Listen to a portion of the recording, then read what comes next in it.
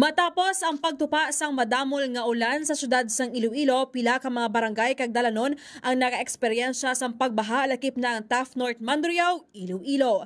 Naabtan sang K5 News FM team nga nagapreparar ang Bureau of Fire Protection o kun BFP agud mag-rescue sa duha ka mga tigulang sa ilang mga puluy-ana. Samtang planaman ka mga residente sa nasambit nga barangay ang yarapa sa ilang mga panimalay kag nagapaiway na nga magpa-evacuate apisara sa pagtaas sang tubig baha.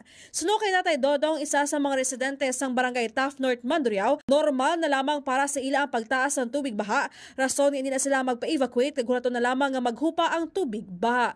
Sa karon, base sa report sa City Disaster Risk Reduction and Management Office, naglabot na sa masobra 43 sa mga barangay ang may pagtaas ng tubig baha sa Iloilo City.